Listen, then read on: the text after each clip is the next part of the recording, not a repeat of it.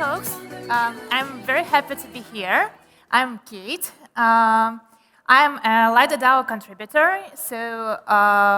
And now I want to tell you how we ship releases at Lido. This is a quick note about what is Lido. Has anybody used Lido here? Okay, Lido, thank you. Lido is a major liquid staking protocol. It is running on Ethereum.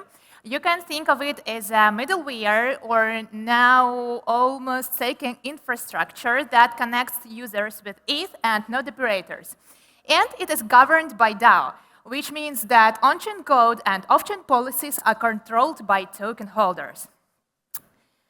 By the way, if you are curious about how we are moving from the middleware to the staking infrastructure, I highly recommend you watching yesterday's talk by Yuri. He talked about how we are releasing Lido v3. So, what is Lido? Lido is a liquid staking protocol. You stake either you get STETH, liquid staking token. You can use it around DeFi, and your stake is delegated to node operators based in class. They are currently operating within 3 modules: curated module with professional node operators, a module using distributed validator technology, and a community staking module. And by the way, why are we doing it? Why are we upgrading the protocol? Because we are firstly constantly experimenting with it, and secondly, we are working in an evolving infrastructure, involving ecosystem. But to make any upgrade for the protocol, you need to run voting. It is placed on Aragon framework, so we use contracts to vote, not just a multisig or something like that. And you need LDO holders to vote to get your upgrade on the protocol. Who's in charge here? You can ask. It's LDO, our governance token. It's not financial advice, though. So if even you are a contributor to the DAO, you can just do stuff with the protocol. You need a DAO approval for that. The governance process deserves its own full talk. Or you can just grab me after. I love talking about DAO mechanics, but in simple words, somebody proposes something on some of the frameworks we use for governance. LDO token holders vote, voila, a decision is made. Looks easy, but it is not so. To prepare an upgrade, whether it's a tiny tweak or a full-blown overhaul, you need time, brain power, and a fair bit of luck. On average, the whole journey takes around 8-9 months from my perspective, but for example, we had one release that lasted for 3 years. Here's the preliminary timeline of it. And we don't have only one release. We have several of them in parallel. Not to make a crazy impression, I think that it might be better if we don't zoom in. So this is how it looks. This is a bird's eye view of how Lido releases look like in practice. How do we cope with it? Lido Tech is not a monolithic team. It's a bunch of technical teams that contribute to protocol all at once. They have their own tech leads, their own roadmaps, their own rituals even. And some of the teams work on the staking part and staking module or staking vault. Some of them develop modules for node operators. Some of them working on the off-chain infra or governance tool or interfaces all at once simultaneously, which is cool, but it's also hard to coordinate all the teams. But this decentralization of efforts help us to develop upgrades in parallel. So, to sum up, Lido's upgrades are regular. We have multiple releases in parallel and ship almost every 2 months, I'd say, speaking of major releases. They are built by different contributor teams. They are, of course, overlapping in time, while one team is wrapping up design, other could kick off testing or audits. They are very complex. Each has a unique way of surprising you, believe me. They are very different in their scope, in their domain, and their size, and they must be approved by token holders. And this is last but not least. So how it feels? It means that some strangers on the internet have to decide on your proposed upgrade. Do the voters have time to go line by line through your smart contracts code? Do they test it? No, they wish they could, but usually they don't have time for that. And they believe us, like the contributors, to bring them something solid, something baked, something we believed in. And this is the moment when the true responsibility leaves, when you come to them, show everything, and say, this is ready. Check. So, to ship upgrades without chaos in a DAO-governed protocol, you really only need 3 things. First, keep the standards bar very, very high, minimize risks and prioritize security. The minimum acceptable code quality at Lido is perfect. The second one, flexibility. So you need to build and keep the processes very adaptable for the teams. Contributors should be supported by the processes. They must not slow them down. And third, transparency. We need to communicate with token holders clearly in a user-friendly way and provide them enough proofs. Looks easy. So what we did, we built a robust release process. Yeah, it's very, very huge, so I think that it's even not the end. And now it is not just deploy and pray. We still pray, but now we have a structured process for that with checkpoints, timelines, and governance steps inside.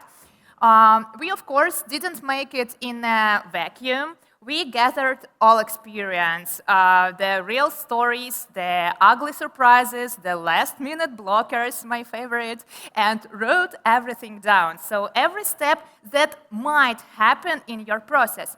And every time at the very early stage of the release, we sit down with the technical or product owner of the release and adapt the process. So we just select the items that we need, and we reorder the whole process. And what does it mean?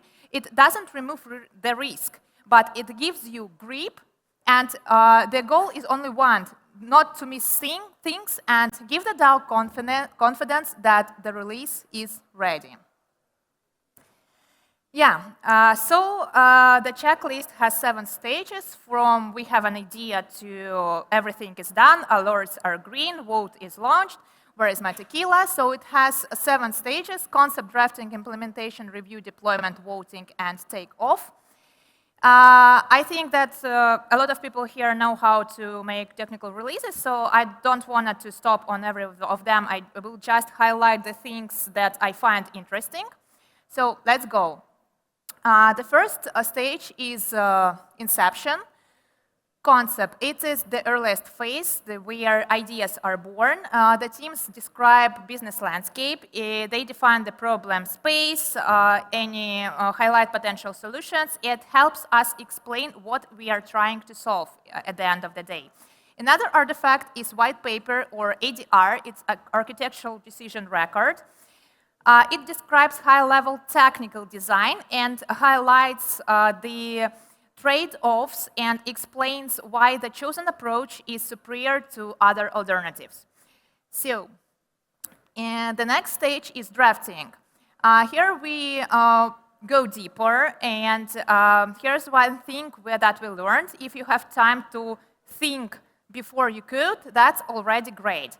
But if you have someone who will challenge and review everything that you designed, that's even better. So it's a stage of a lot of writing and reviewing. Technical leads, internal reviewers start to challenge the chosen approach. Technical spec, what's the difference, you can ask? Technical spec, it's a more technical document. It's aimed at technical contributors and auditors. And LIP is aimed at the broadest audience, voters, delegates, non-technical contributors, or other guys who just want to look through the solution and understand what is coming. All the LAPs, they are held at Lido docs, so you can check it out and look through the whole history of upgrades at Lido. And speaking of internal reviewers, we have Prosecco. It's a protocol security committee. These are senior devs who have been with the protocol from the early days. So they check every release first on the design stage. They challenge the spec. And at the final review, they look through all artifacts they want, so the code, the deploy plan, the voting scripts, so it's a very huge stage. They put their judgment, their reputation behind every release. Do you remember this 3-year-long release? Here, these first 2 stages, concept and drafting, took very long time. And it was, I didn't say, it was the dual governance release, actually. And the dual governance has intentionally sophisticated architecture. Otherwise, you could actually replace it with a small security console deciding everything, but that's just not the path we wanted. What is dual governance? You remember that Lido is a DAO. It means that LDO holders make decisions, but actually STETH users put their funds into the protocol. That creates a potential conflict that governance decisions might favor LDO holders over stakers. And dual governance provides foot voting mechanisms that lets STETH holders firstly, delay in case, for example, if some bad proposal occurs, dual governance allows STU holders to delay its execution and exit the protocol, and moreover, they can block the whole governance. It's called rage quit mechanism, and actually designing this mechanism took so long. It was so sophisticated and long. The next stage is implementation itself. We used to think about that we are done when the smart contracts code is done, but now we don't think so. You see that it is only the first item. There is a lot of things at the list. For example, tests. We use different types of them. As for dual governance, it went way beyond the unit scenario and integration test. There was formal verification to ensure that the system behaves exactly as it was designed. Voting script and tests are also prepared here. Another interesting things that we are using now, for major releases, we put all voting items into the smart contract and deploy it on mainnet. And we ask our auditors to check it. So it makes us sure that the voting itself also doesn't have issues. Review. After this is the most nerve-wracking part. It feels like a ping-pong game, but you're the ball. So a lot of audits are made here. Lido has spent over 5 million on audits, and this is not because we like spending money, but because when you're shipping to a protocol which secures billions, you audit, and then you audit again. And honestly, our audit partners help us a lot during the dual governance release. Special shout out to Certora team and especially to Tomer Ganner.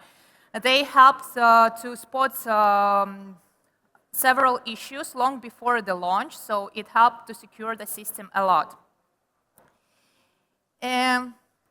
All the audit reports also held at Lido docs, so it's 78 reports for now. You can check all the issues that were found, all the reports, and also look through the whole history. Deployment. When you got green lights on everything, on your code deployment plans, voting scripts, off-chain code, the teams deploy contracts to mainnet, and this is an interesting thing we came up with. We ask our auditors to prepare a deployment verification report. It's a document that actually validates that the code on mainnet is the same that they reviewed, that the commit they reviewed had. And also, they review the state of storage for contracts, they review the initialization part and rows assignments. It helps to get everything into one point. And of course, we make it public, and all the voters can check it. So, my favorite stage, voting. Everything is prepared. You did an extra effort to prepare everything, and your teammates reviewed it, and auditors reviewed it, and now you have to inspire strangers on the internet, token holders, to believe you and to say yes to your upgrade. So we show them everything. We publish extensively. We show every number, every item, every method that the voting calls is backed by a public proof. But the level and the, how to say, so the areas of domains of voting holders are very different. Some of them can go deep into your technical details. For others, we, for example, prepare these comprehensive guides how to check on-chain votes. So at first it has description for the vote, and lately it has proofs for every number in the called methods. And also, to make it more fun, we prepare pictures with infographics for the voters to understand what is actually going on. When the vote gains quorum, it is enacted. And here we communicate, of course, with everybody. And the enactment part is actually the maximum risk point. It feels like we are launching a nuclear reactor every time. There's a special ceremony for that with a separate checklist, actually.